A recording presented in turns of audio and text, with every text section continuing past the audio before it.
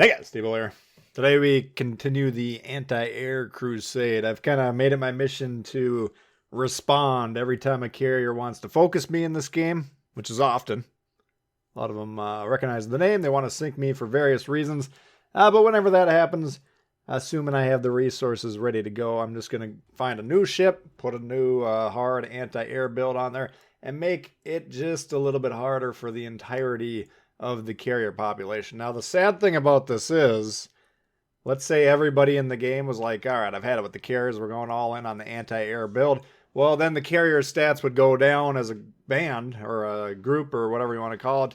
And Wargaming would be like, well, what the heck? Carriers aren't performing well enough. Let's boost them. All right, so there's kind of a sweet spot here. I advocate for you as an individual, check out the anti-air. Yeah, it's pretty good.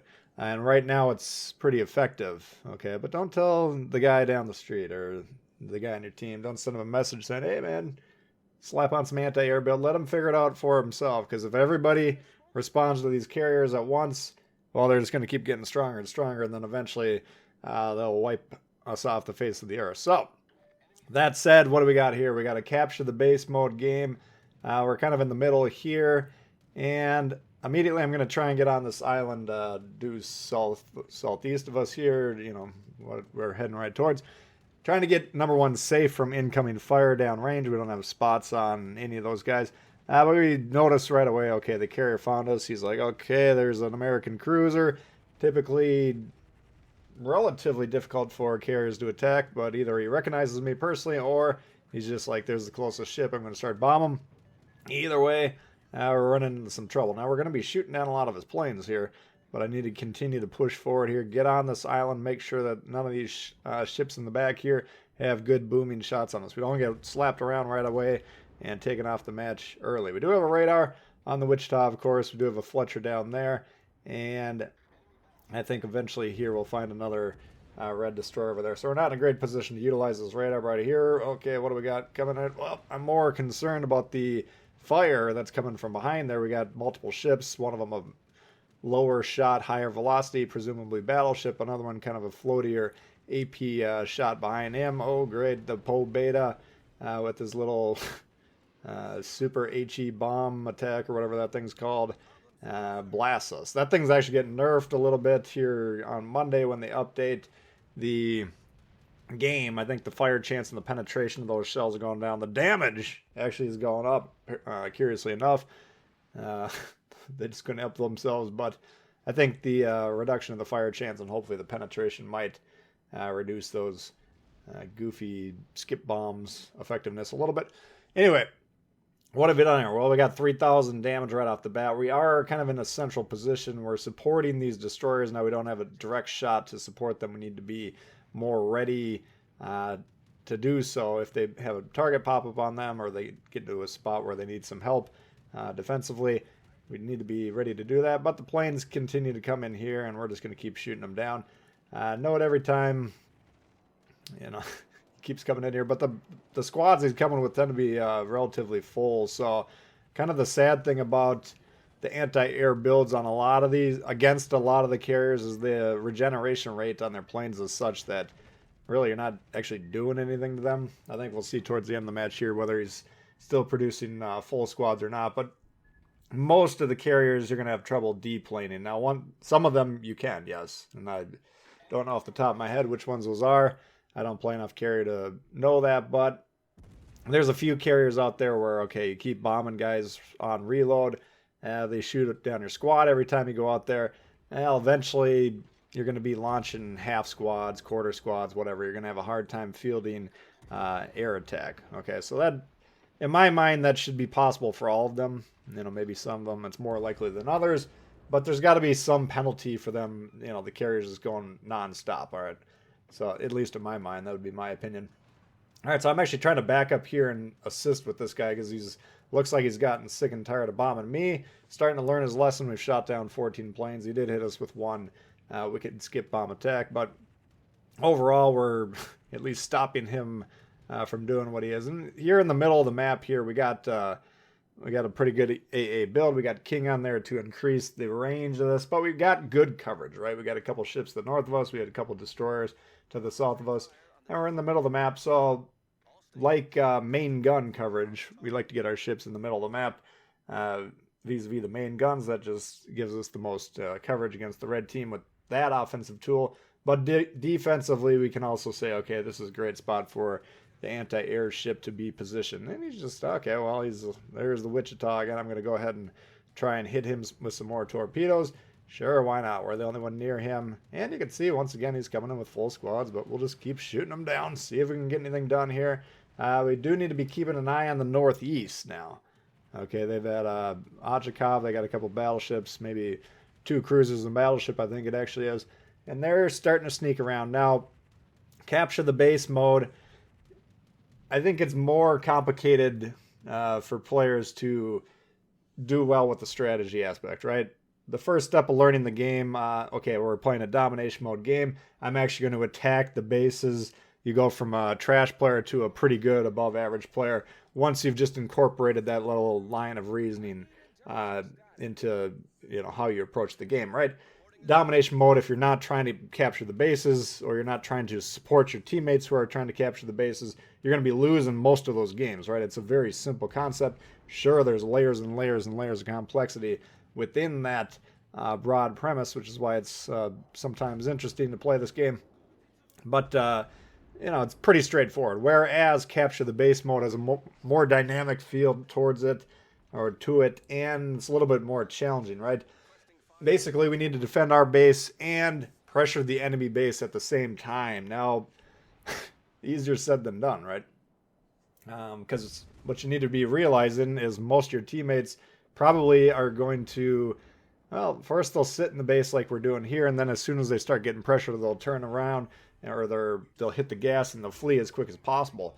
So you always got to be saying, and this is in a solo situation, right? If we're in a division, we got a couple of guys we know we can count on, then things change dramatically, right? But I typically am playing by myself, just subjecting myself to the whims of the blue team, whatever they're feeling at any given moment. And we always got to be saying to ourselves, okay, well, can I attack the base or do I have to defend? And my default answer is defend, okay? But in this situation, evaluating the game, we got 3 ships. They went all the way to the northeast corner, so they're still roughly 3-4 squares away from attacking our base. We could take out this Belfast 43 as we're working on here now. We got a destroyer already pressuring their base. We got another one about to pressure. He's about 3/4 of a square away from the base. There's the remaining destroyer. So, if everybody's playing the game on the same page here, this is a good time for, I'd say, me and those 2 destroyers to attack, right? Maybe half the team stick around, kind of kite the guys up north, see if you can defend the base, focus those guys, see if you can get them off. If they do actually get on the base, then of course they're going to be responsible for hitting them, resetting them. But putting some pressure on here would be good as well. Okay, we got quite a few more ships than they do, 8-4. Really, the only thing that's capable of defending the base is the carrier who's seen on it. There is an Azuma right there who probably should kind of just stop where he is and start shooting southward into the base to defend it, reset it. But he's most likely, he's a random player as well. He's probably just going to stick with what his team's doing and push forward, right? So a lot of people don't defend the base. And in this situation here, I'm getting a little nervous, and you'll see me begin to ping the living piss out of the base, saying, come on, we got to defend this, because we do have the one cruiser directly to the north of me, about a square. He's moving northward to defend, but everybody else leaving, and that always makes me nervous. If you've lost as many games as I have, where we have a big ship advantage, and then we lose the game because nobody defends the base, you start to get a little gun shy, right? So at this point in time, I'm thinking, all right, well, shoot, I hope we're not throwing here. And again, according to the textbook, it's not my responsibility to be defending in this instance, but according to experience, which again dictates that your team unreliable with their reset duties, you kind of have to favor going back to defend. But it's impossible at this point in time now. If those 2 ships get on the base, nobody shoots them, they'll go ahead and win by the time we can get back and reset. So we're going to continue our attack here, trying to put pressure on the base and the carrier.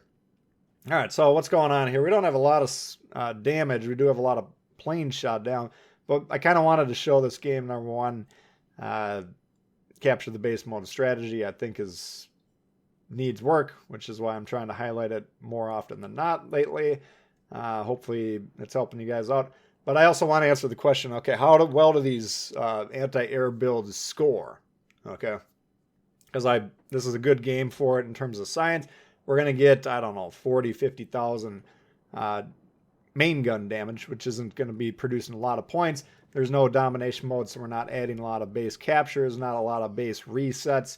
So really, we're going to get a fairly decent look at what do these planes shot down, along with the Clear Skies Metal apps, actually contribute to the score, right?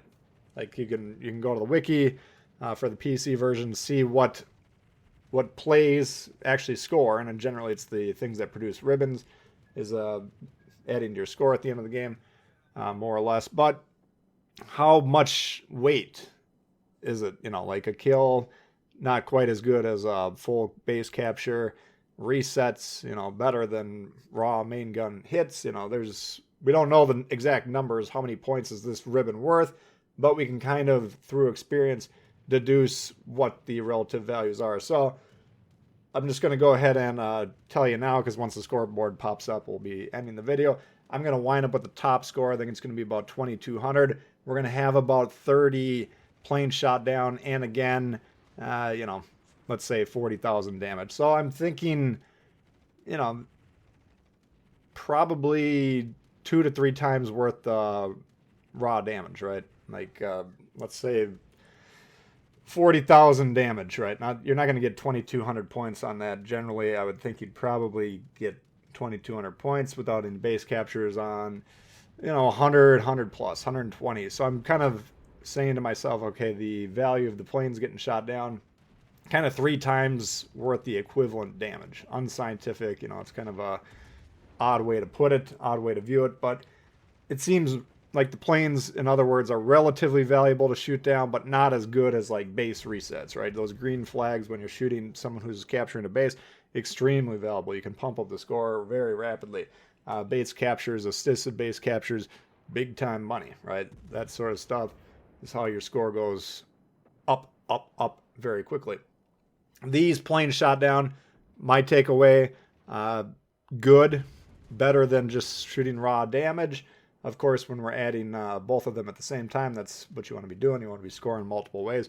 But overall, not quite as valuable as some other things. So you guys decide for yourself if it's worth it in terms of the scoring, but that's going to do it for that one, guys. Hopefully you did enjoy it. If you did, please hit the thumbs up. New to the channel, hey, consider subscribing. Lots of World of Warships coming for all the time. Questions, comments, leave them below. Love to hear from you, and we'll see y'all later. Peace.